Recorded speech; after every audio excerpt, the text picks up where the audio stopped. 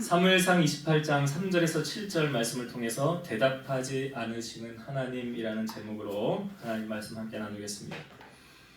신앙생활은 십자가를 바라보며 십자가를 묵상하며 나아가는 것입니다. 예수님 사역하실 당시에 사람들이 예수님에게 이렇게 질문을 하였지요. 예수님, 계명을 우리에게 알려주십시오. 우리가 어떤 계명을 지켜야 됩니까? 여러분, 십계명이라는 것이 이제 예수님께서 하나님이 모세에게 돌판에 기록해서 주지 않았습니까? 그 십계명을 예수님은 요약하셔서 이렇게 말씀하셨습니다. 첫째는 이것이니 마음을 다하고 힘을 다하고 성품을 다하고 뜻을 다하여 주 너의 하나님을 사랑하라. 이것이 크고 첫째 되는 계명이요. 둘째도 그와 같으니 내 이웃을 내 몸과 같이 사랑하라.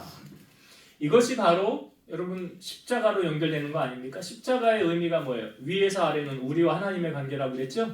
옆으로는요, 우리와 이웃 형제 자매와의 관계라고 그랬잖아요. 우리가 하나님을 사랑하되 어떻게 사랑하라고 예수님 말씀하셨습니까? 마음을 다하고 힘을 다하고 뜻을 다하고 정성을 다하여 사랑하라. 이것은 십계명의 제1계명하고도 연결이 되어지는데요. 십계명의 첫 번째 계명이 무엇입니까? 너는 나 외에 다른 신을 내게 두지 말라. 이 말에 여러분 다른 표현이 뭔지 아십니까? 너는 나를 1순위에 두고 나를 가장 사랑해야 돼. 이거예요. 십계명의 첫 번째가. 우리가 하나님보다 더 귀하게 여기는 그것을 저는 여러분들에게 분명히 그것은 우상이다라고 가르쳤어요. 그래서 하나님보다 더 사랑하는 것이 핏줄이거나 혈육이거나 돈이거나 명예 권력이거나 하나님보다 더 사랑하는 그 무엇은 다 우상이라는 거죠. 예수님은 말씀해 보면 조금 이상한 말씀, 우리가 이해할 수 없는 말씀들을 좀 하시는데요. 제가 지금 읽어드린 이 말씀도 여러분 잘 들어보세요. 내가 세상에 화평을 주러 온 줄로 생각하지 말라. 화평이 아니요 검을 주러 왔노라.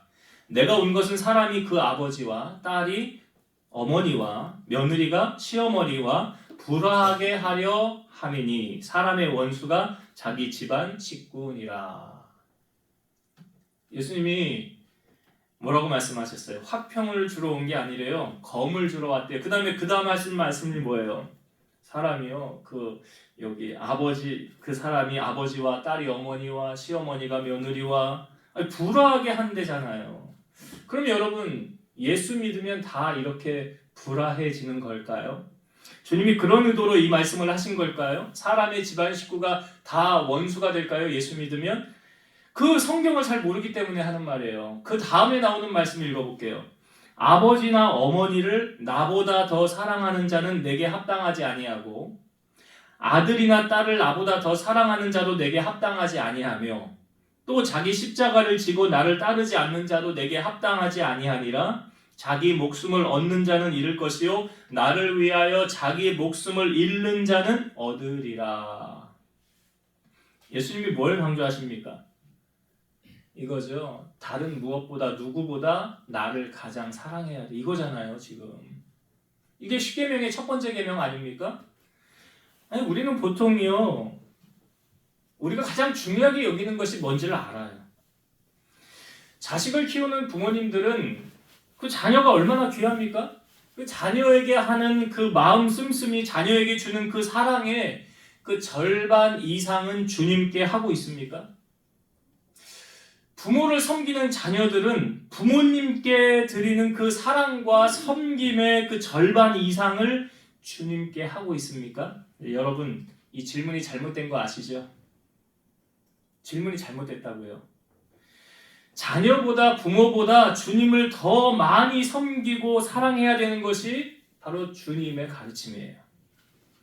이것이 되어지면 집안이 화목해집니다.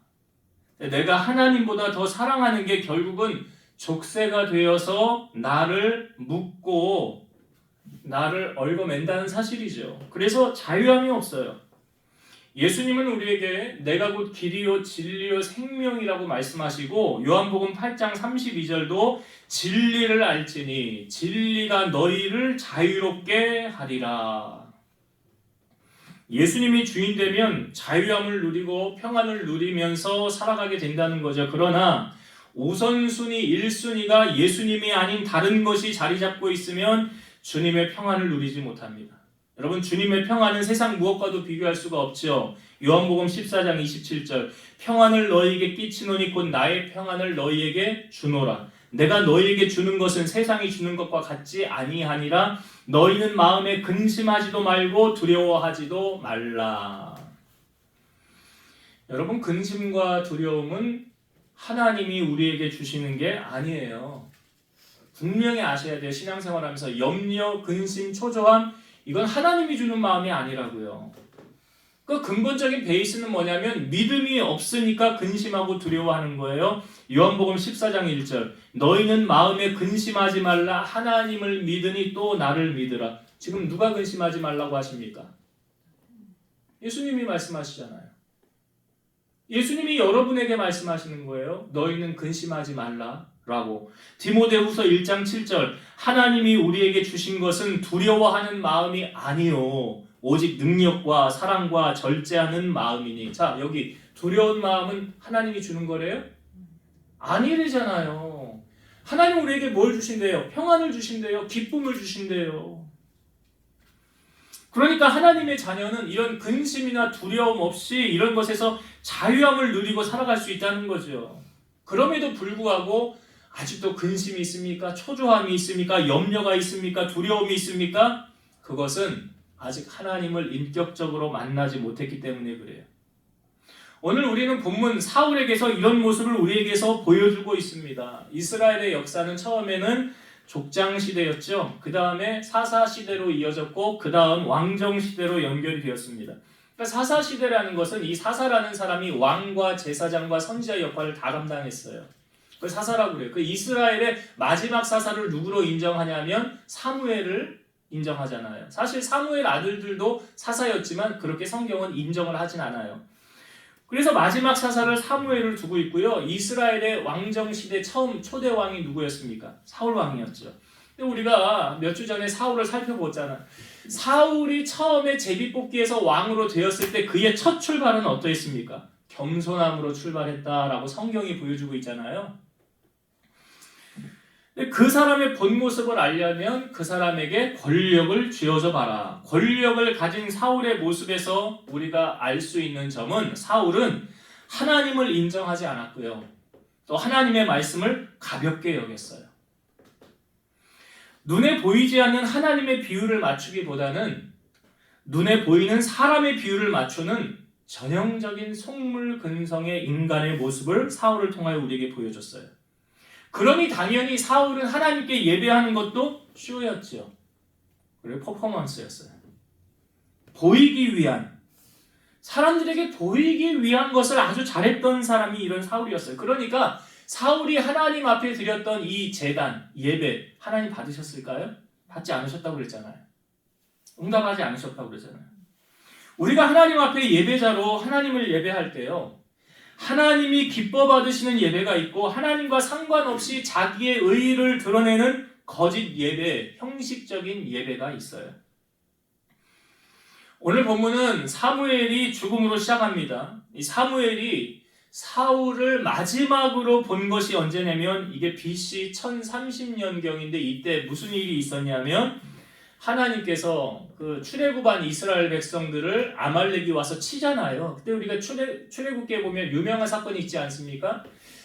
모세는 산 위에 올라가서 손을 들고 여호수아는 현장에 나가서 싸우게 합니다. 근데 모세가 손을 들면 이스라엘이 이기고 모세의 손이 내려가면 이스라엘이 지더라는 거죠. 그래서 아론과 홀이 그것을 바라보고 있다가 모세를 앉히고 옆에서 모세의 팔을 붙잡았잖아요. 모세의 팔이 내려가지 않으므로 아말렉과의 전쟁에서 승리하게 됩니다. 그리고 나서 거기에 여호와 니시라는 이름을 짓잖아요. 여호와는 나의 승리, 나의 깃발이라는 여호와 니시라는 이름이 거기서 등장을 하게 되지 않습니까? 그러니까 출애굽한 이스라엘 백성들을 쳐들어왔던 아말렉을 하나님이 이제 심판하시려고 사울 왕을 통해서 내가 그때 아말렉이 행한 것을 이제 심판하려고 하노니 너는 가서 아말렉에 있는 모든 것들을 다 쳐서 멸하라 라고 하나님이 사무엘을 통해서 사울에게 말씀하셨어요. 그래서 사울이 가서 아말렉을 치고 거기 전쟁에서 승리했죠. 그리고 난 다음에 거기 있는 모든 것을 다 멸하라고 했는데 하찮은 것은 멸하고 좋은 것은 다 가지고 왔습니다. 이 사실을 하나님이 알고 먼저 사무엘에게 말씀하십니다. 내가 사울을 왕 세운 것을 후회하노라. 이유가 뭐냐면 그는 내가 명한 대로 행하지 않았다는 거예요. 내 말을 지키지 않았다는 거예요. 그래서 사무엘이 사울을 찾아갔을 때 사울이 이제 사무엘을 맞으면서 어서 오시라고, 내가 하나님이 분부하신 대로 다 행하였다고 그랬더니, 그러면 나에게 들리는 이 양의 소리와 소의 소리는 무엇입니까? 그랬더니 그거 하나님 앞에 제사하려고 내가 가지고 온 거라고. 그때 사무엘이 유명한 말을 하죠. 순종이 제사보다 낫다라는 말이 거기서 나온 거예요. 그리고 나서 왕은 왜 하나님이 시키는 대로 하지 않았습니까? 라고 말할 때 처음에는 부인하죠. 난 다 했다는 거예요. 근데 사실 실상 알아보니까 말씀대로 하지 않았어요. 그래서 사울 왕이 이렇게 말을 하죠. 내가 이렇게 행한 것은 사실은 백성들을 두려워하여서 저들이 하자는 대로 하지 않으면 나에게서 떠나갈까 봐 내가 하나님의 말씀을 버려두고 백성들을 말을 따랐습니다. 이게 아주 사울의 인생의 결정적인 실수. 하나님이 그를 버리게 된 결정적인 실수를 한 거예요. 그 말을 한 다음에 성경에 보니까 사무엘상 15장 35절 읽어볼게요. 사무엘이 죽는 날까지 사울을 다시 가서 보지 아니하였으니 이는 그가 사울을 위하여 슬퍼함이었고 여호와께서 사울을 이스라엘 왕으로 삼으신 것을 후회하셨더라. 그러니까 이 사건 이후로 다시는 사무엘이 사울을 만나지 않았다는 거예요. 그리고 나서 BC 1012년경에 이 사무엘이 생을 마감을 하게 됩니다. 그러니까 그 이후로 사무엘은 정말로 사울을 다시 보지 않았어요. 그래서 사무엘상 25장 1절에 보면 사무엘이 죽음에 온 이스라엘 무리가 모여 그를 두고 슬피 울며 라마 그의 집에서 그를 장사한지라 다윗이 일어나 바란 광야로 내려가니라. 이때 이제 사무엘이 죽은 것을 처음 우리에게 보여주고 있고, 그 다음으로 오늘 우리가 읽은 본문에 사무엘이 죽은 다음에 사울이 뭘 하였느냐. 자, 오늘 본문의 3절을 한번 볼게요. 오늘 본문 말씀 3절을 한번 읽어보겠습니다. 사무엘이 죽었으므로 온 이스라엘이 그를 두고 슬피 울며 그의 고향 라마에 장사하였고 사울은 신접한 자와 박수를 그 땅에서 쫓아내었더라. 지금 사울 왕이 뭘 하고 있습니까? 사무엘이 죽었다는 소식을 들은 다음에 그 지역이 이스라엘 안에 있는 신접한 자와 박수를 그 땅에서 쫓아내었더라. 왜 이렇게 하였느냐? 이제 그 이유를 이제 말씀을 드리려고 해요. 사실 성경을 보면 하나님께서 이스라엘 백성들을 향하여 이미 이 신접한 자와 박수들에 대해서 이렇게 하라고 말씀하셨어요. 레위기 19장 31절. 너희는 신접한 자와 박수를 믿지 말며 그들을 추종하여 스스로 더럽히지 말라. 나는 너희 하나님 여호와니라. 신명기 18장 9절에서 14절 봅니다. 내 하나님 여호와께서 내게 주시는 땅에 들어가거든 너는 그 민족들의 가증한 행위를 본받지 말 것이니 그의 아들이나 딸을 불 가운데로 지나게 하는 자나 점쟁이나 길흉을 말하는 자나 요술하는 자나 무당이나 진언자나 심접자나 박수나 초혼자를 너희 가운데 용납하지 말라.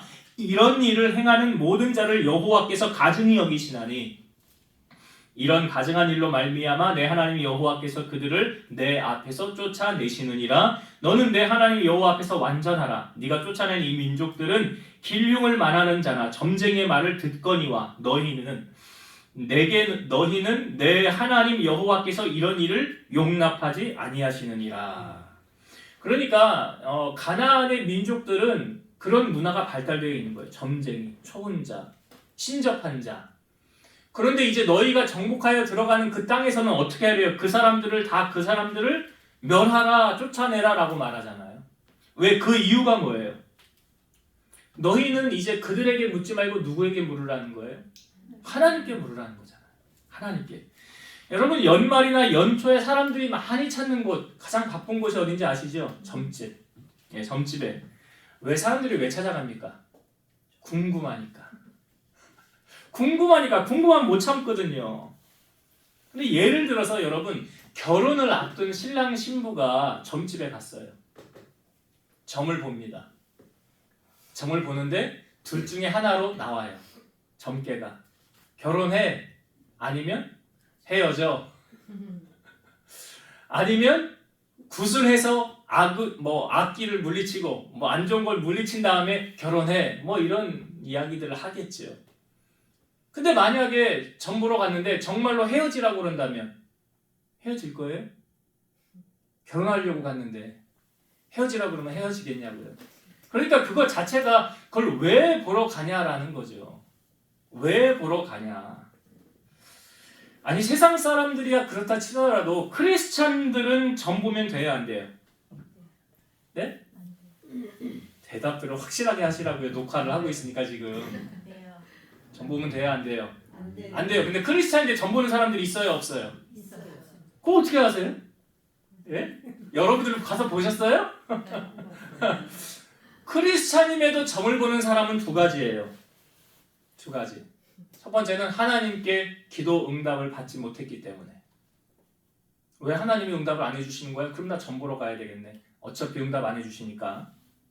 또 한 가지는 응답은 받았는데 하나님을 신뢰하지 못하기 때문에. 이게 맞는 거야? 그럼 점쟁이한테 가서 확신을 받아야지. 그래서 점을 보러 가는 거예요. 여러분 교회는 다니는데 정말 하나님하고 상관없이 가방만 들고 왔다 갔다 하는 사람을 저는 신앙생활 한다고 말하지 않습니다. 그 사람들은 종교생활 하는 거죠. 그렇잖아요. 그냥 종교의 하나예요. 불교를 가든 천주교를 가든 기독교를 가든 그건 종교생활 하는 거라고요. 광야 생활을 하는 지금 이스라엘 백성들이 약속의 땅 그 안에 들어가기 전에 하나님이 지금 신명기를 통해서 우리에게 쭉 말씀하실 때 이렇게 말씀하시잖아요. 너는 너의 하나님 여호와 앞에서 완전하라 라고 말씀하셨어요. 하나님 앞에서 완전하라. 이게 뭐냐면 하나님은 살아계시기 때문에 그분을 인격적으로 만나고 주님이 내주하는 사람에게는 그의 질문에 하나님이 답을 해주신다는 거예요. 여러분 하나님이 살아계시지 않으면 내가 질문할 때 대답을 해주세요? 안 해주시죠. 역으로 말해서 내가 질문할 때 말씀을 해주신다는 건 살아계신다는 거잖아요. 존재하고 계신다는 거잖아요. 그런데 이 사울이 지금 신접한 자들 박수를 다 쫓아냈잖아요. 왜 그렇게 한 것 같습니까? 나 이제 하나님만 의지하며 살게요.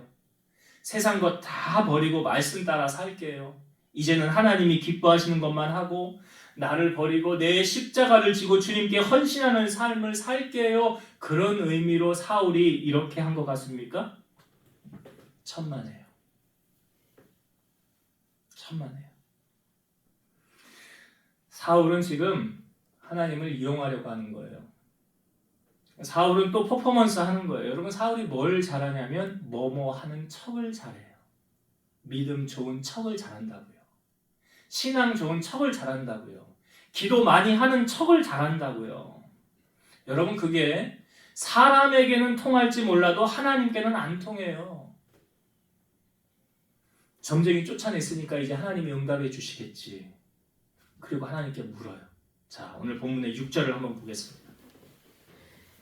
6절 사울이 여호와께 묻자오되 여호와께서 꿈으로도 우림으로도 선지자로도 그에게 대답하지 아니하시므로. 사울이 하나님께 묻죠. 하나님이 꿈으로도 응답하지 않았어요. 여기 우림으로도 했는데 우리 아들 우림이한테 가서 묻지 마시고 제사장들이요. 그 옷에 보면은 우림과 둠빔이라는 것을 이렇게 안에 두고 하나님의 뜻을 구하는 게 있어요. 제사장에게. 그걸 말하는 거예요. 그리고 선지자로도 그에게 대답하지 아니했다는 것은 그 누군가 와서 하나님의 말씀을 자기에게 줄 줄 알았는데 아무도 안 오더라는 거예요. 그러니까 이걸 통하여 우리가 뭘 할 수 있습니까? 사울이 진정으로 하나님 앞에 행한 게 아니었구나. 근데 제가 말씀드린 거예요. 뭐뭐 하는 척을 잘한다. 퍼포먼스를 잘한다고. 믿음 좋은 척을 잘한다고. 신앙 좋은 척을 그렇게 잘하는 거예요. 근데 그게 하나님에게는 안 통하더라는 거죠. 여러분 예배는 척하는 게 아니랬잖아요. 진실과 전심으로 나를 희생 제물로 하나님 앞에 드리는 게 예배예요.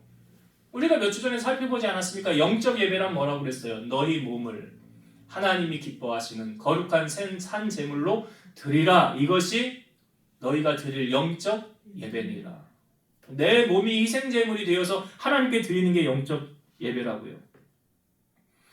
우리는 이 사울의 이 가식적인 행위가 하나님을 위한 것이 아니라 자기 자신을 위한 거라는 걸 어떻게 금방 알 수 있냐면 7절에 보면 답이 바로 나오잖아요. 자, 7절 한번 볼게요.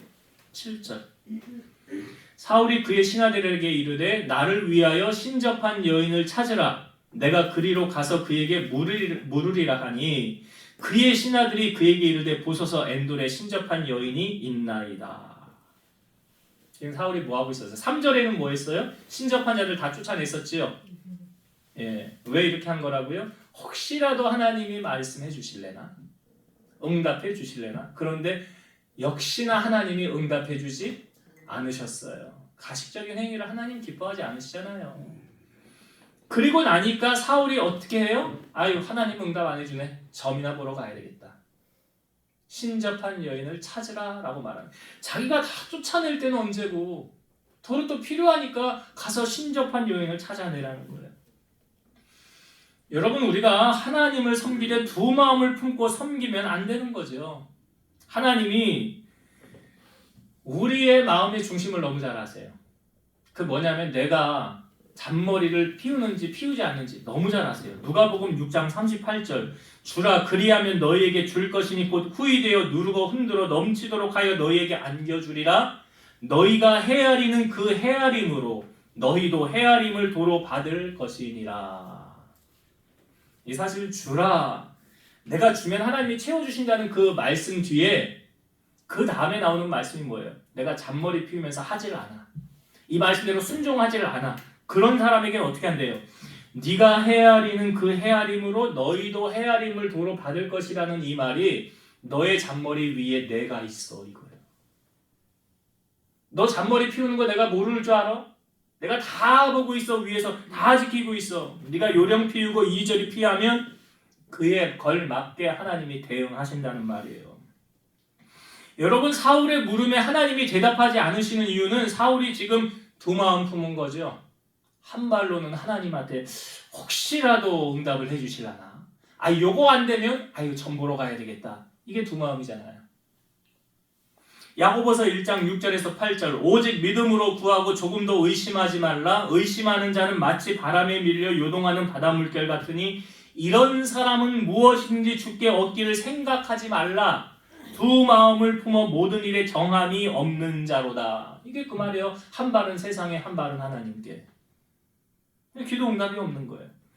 여러분, 사울과는 대조적으로 그 다음에 왕이 된 사람이 다윗 아닙니까? 다윗이요 통일 왕국을 이루었을 때 블레셋이 쳐들어옵니다. 그때 다윗이 여호와께 여쭙니다. 이렇게 물었어요. 내가 블레셋 사람에게 올라가리이까?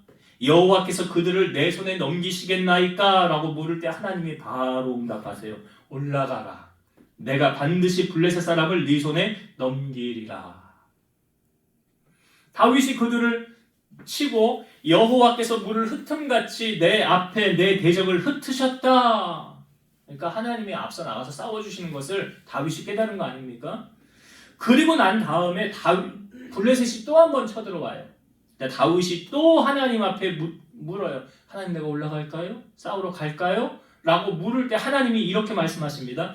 올라가지 말고 그들 뒤로 돌아서 뽕나무 숲을 맞은편에서 그들을 기습하되 뽕나무 꼭대기에서 걸음 걷는 소리가 들리거든 곧 공격하라. 그때 여호와가 너보다 앞서 나아가서 블레셋 군대를 치리라. 여러분, 하나님의 응답이 좀 더 세밀해지지 않아요? 그러니까 뭘 말하고 있습니까? 여러분, 자꾸 기도해서 응답받으면 하나님이 더 세밀하게, 더 많이 은밀하게 말씀해 주신다는 거예요. 그러니까 또 기도의 깊은 자리로 나아갈 수 있다는 거예요. 하나님은 살아계시기 때문에 분명히 하나님을 찾는 자를 만나주신다고 했잖아요. 잠언 8장 17절 나를 사랑하는 자들이 나의 사랑을 입으며 나를 간절히 찾는 자가 나를 만날 것이니라. 누가 하나님 만난대요? 나를 간절히 찾는 자예요. 여러분, 기억하셔야 돼요. 사울처럼 가식적으로 행하고 사람에게 보이기 위해서 퍼포먼스하면 하나님은 그 중심을 보시고 그가 행한 대로 갚으시는 거예요. 예레미야 17장 9절에서 10절 만물보다 거짓되고 심히 부패한 것은 마음이라 누가 능히 이를 알리오마는 사람은 모른다는 말이에요. 근데 그 다음 나 여호와는 심장을 살피며 폐부를 시험하고 각각 그의 행위와 그의 행실대로 보응하나니. 하나님 속일 수 있어요? 못 속이잖아요. 하나님을 어떻게 속여요? 성경에 말하잖아요. 아간이라는 사람 이스라엘 백성들 다 속였잖아요. 하나님 못 속였잖아요. 다윗은 어떠했습니까? 사도행전 13장 22절 패하시고 다윗을 왕으로 세우시고 증언하여 이르시되 내가 이새의 아들 다윗을 만나니 내 마음에 맞는 사람이라 내 뜻을 다 이루리라 하시더니. 하나님 다윗을 보면서 뭐라고 말씀하셨어요? 내 마음에 맞는 사람이래. 그전 성경에 보면 내 마음에 합한 사람이래. 그러니까 기도 응답해 주는 거 아니에요. 여러분 우리가 하나님을 사랑하되요 가식적으로 하지 마시고 행함과 진실함으로 하길 원합니다. 하나님 사랑하되 설교 준비하는데 이 얘기가 생각이 났어요. 여러분 솔로몬이 지혜의 왕 아니었습니까? 그 이스라엘 가운데 지혜의 왕으로 등극하게 된 결정적인 계기가 있어요. 첫 번째 재판. 솔로몬의 첫 번째 재판이 어떤 창기 두 여인이 임신해서 둘 다 아기를 낳습니다. 근데 한 여인의 아들이 죽은 거예요. 그리고 이 3일 간격으로 한 여인의 아들이 있는데 솔로몬 왕에게 와서 재판을 요청을 하는 거예요. 죽은 여인의 아들인 엄마가 솔로몬에게 저기 안고 있는 저 여인의 아들이 내 아들이라고. 그런데 저 여인이 자기 아들인 척하고 있는 거라고. 그러니 저 여인의 아들을 나에게 달라고 얘기를 하는 거예요. 그러니까 진짜 엄마의 아들이 뭐라고 하냐면 아니라고. 이 아들은 진짜 내 아들이라고. 내가 품에 안고 계속 한시도 떨어뜨리지 않고 나와 같이 지냈던 내 아들 맞다고. 그러니까 서로 자기 아들이라고 우기는 거예요. 솔로몬이 이렇게 판결을 내리죠. 칼을 가져와라. 그리고 아이를 반으로 갈라라. 그리고 반씩 엄마들에게 나누어 주어라.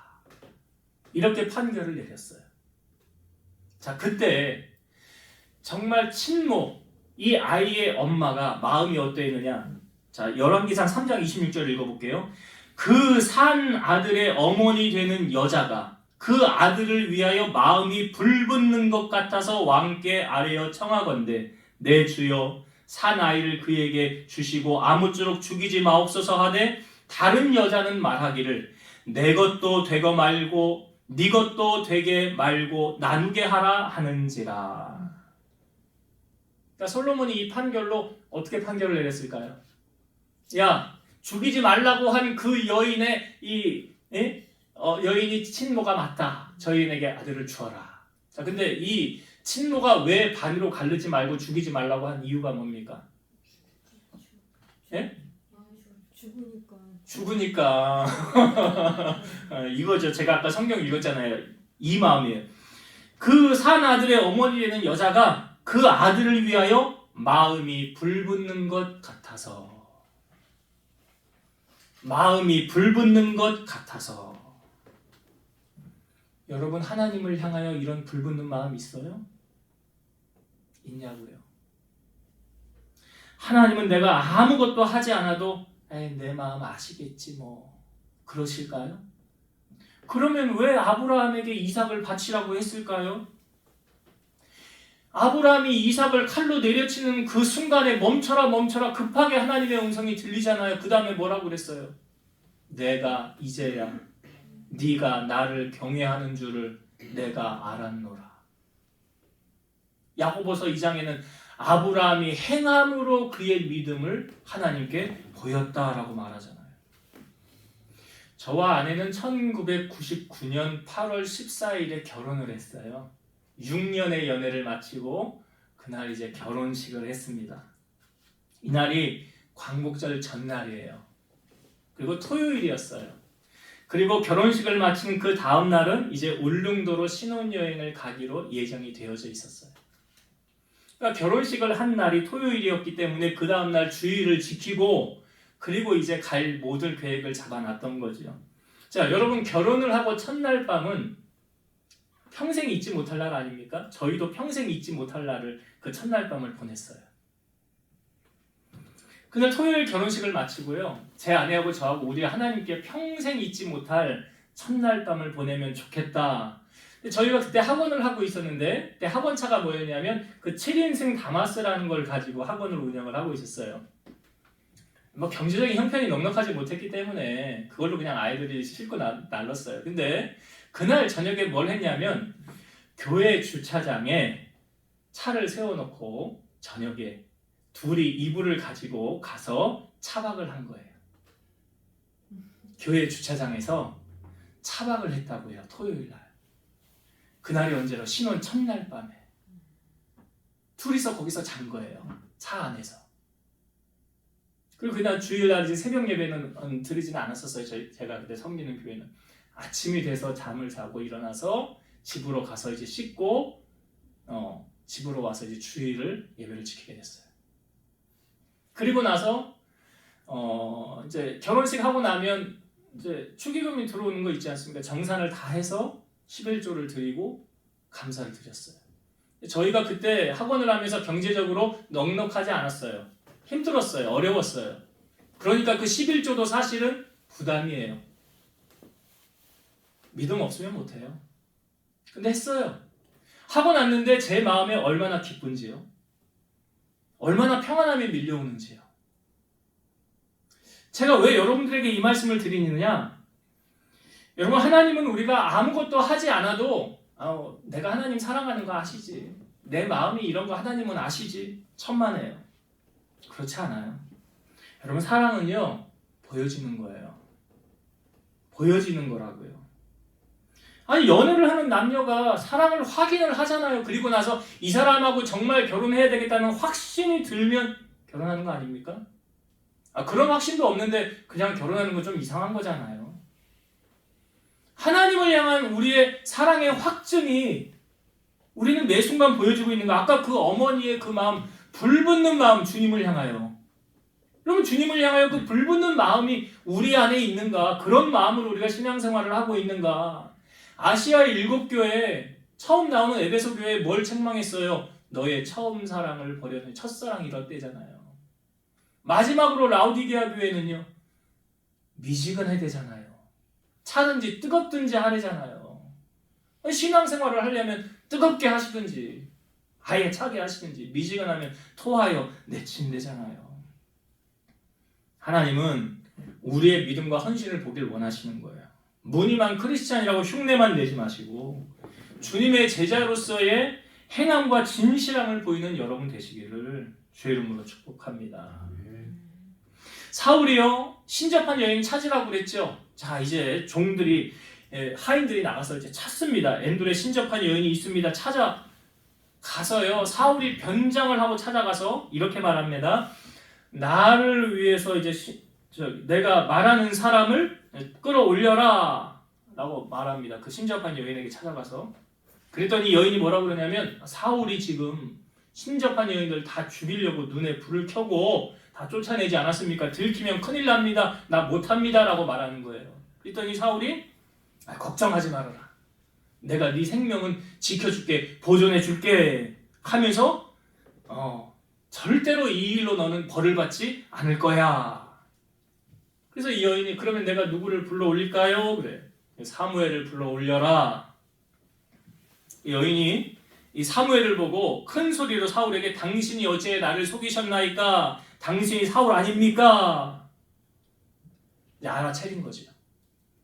그러니까 사울이 두려워하지 말라. 네가 무엇을 보느냐? 그랬더니 내가 영이 땅에서 올라오는 것을 보았나이다. 그래요. 그의 모양이 어떠하냐? 한 노인이 올라오는데 겉옷을 입었나이다. 그랬더니 이 사울이 그가 이제 사무엘인 줄을 알고 땅에 대고 절을 합니다. 이 부분을 참 성경에서 해석을 어떻게 하느냐 학자들마다 좀 난해하긴 해요. 왜냐하면 여러분, 우리가 죽으면 어디 갑니까? 하나님 보좌 앞에 간다고 그래요. 그죠? 거기 생명책에 명단이 있으면 어디요? 천국. 명단이 없으면 지옥. 이렇게 딱 나뉘는 거예요. 부자와 나사로의 비유 가운데 보면 이 나사로는 죽어서 아브라함의 품에 주님 품에 가죠. 근데 이 부자는 죽어 어디로 갑니까? 지옥에 가잖아요. 뜨거운 불구덩이 가잖아요. 근데 이 부자가 주님께 부탁을 합니다.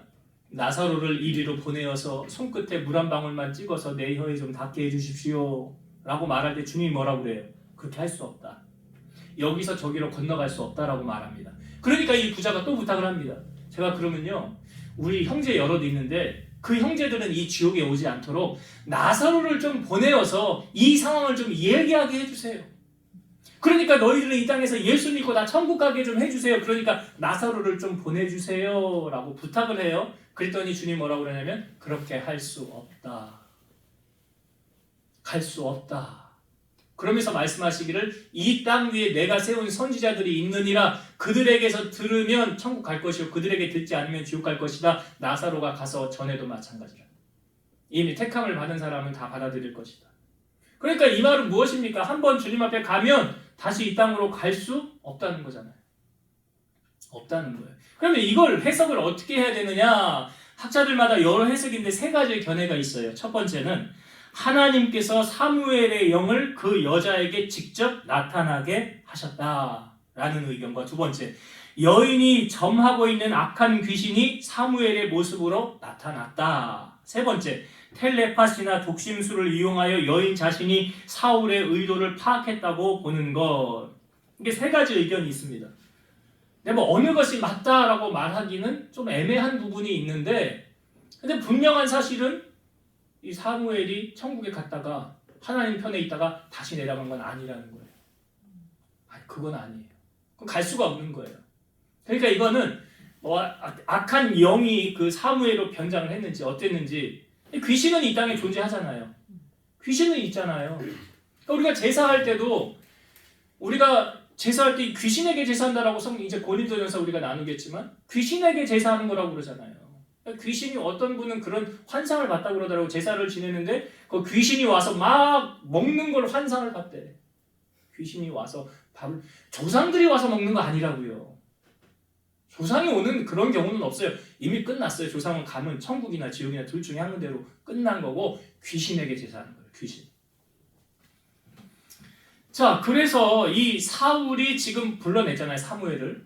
자, 성경을 이 부분을 한번 볼게요. 자, 15절부터 사무엘이 나타나서 말하는 거예요. 자, 15절부터 제가 읽어볼게요. 사무엘이 사울에게 이르되 네가 어찌하여 나를 불려 올려서 나를 성가시게 하느냐 하니, 사울이 대답하되 나는 심히 다급하니이다. 블레셋 사람들은 나를 향하여 군대를 일으켰고 하나님은 나를 떠나서 다시는 선지자로도 꿈으로도 내게 대답하지 아니하시기로 내가 행할 일을 알아보려고 당신을 불러 올렸나이다 하더라. 사무엘이 이르되 여호와께서 너를 떠나 네 대적이 되셨거늘 네가 어찌하여 내게 묻느냐? 여호와께서 나를 통하여 말씀하신 대로 너에게 행하사 나라를 네 손에서 떼어 내 이웃 다윗에게 주셨느니라. 네가 여호와의 목소리를 순종하지 아니하고 그의 진노를 아말렉에게 쏟지 아니하였으므로 여호와께서 오늘 이 일을 내게 행하셨고, 제가 아까 아말렉 말씀드렸죠? 19절, 여호와께서 이스라엘을 너와 함께 블레셋 사람들의 손에 넘기시리니 내일 너와 내 아들들이 나와 함께 있으리라. 여호와께서 또 이스라엘 군대를 블레셋 사람들의 손에 넘기시리라 하는지라. 그러니까 사울의 결말이 뒤에 보면 사무엘상 31장에 사무엘이 죽고 이제 사무엘상이 끝납니다. 사울이 죽고요. 사울이 결말이 어떠했느냐면 전쟁을 하다가 세 아들 요나단, 아비나답, 말기수아가 죽고요. 중상을 입었을 때 이 자기의 무기를 든 자에게 뭐라고 그러냐면 네 칼을 들어서 나를 찔러라 라고 말해요. 근데 무기 든 자가 두려워서 그렇게 하지 않습니다. 그러니까 사울이 칼을 놓고 자기가 그 앞에 엎드려 자결을 해서 죽어요. 그렇게 사울의 인생이 끝이 나고 맙니다. 이 사울의 인생을 집약해서 역대상 10장 13절과 14절 말씀 보면 사울이 죽은 것은 여호와께 범죄하였기 때문이라. 그가 여호와의 말씀을 지키지 아니하고 또 심접한 자에게 가르치기를 청하고 여호와께 묻지 아니하였으므로 여호와께서 그를 죽이시고 그 나라를 이세 아들 다윗에게 넘겨주셨더라. 이게 사울의 인생의 집약전이에요.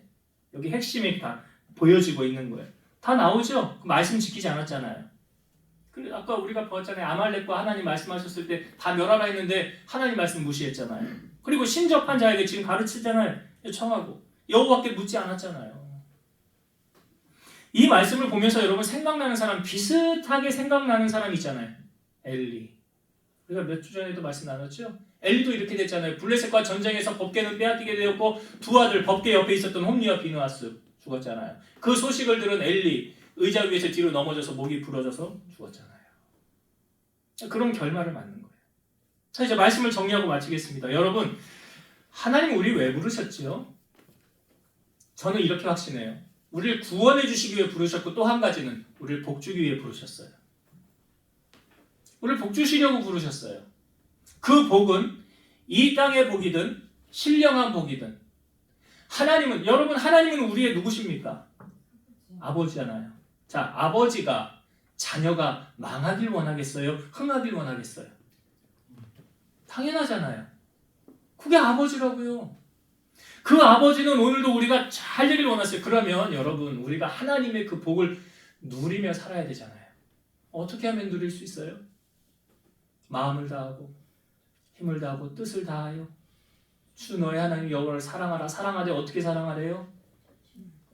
예, 뜨겁게 사랑하는 거예요.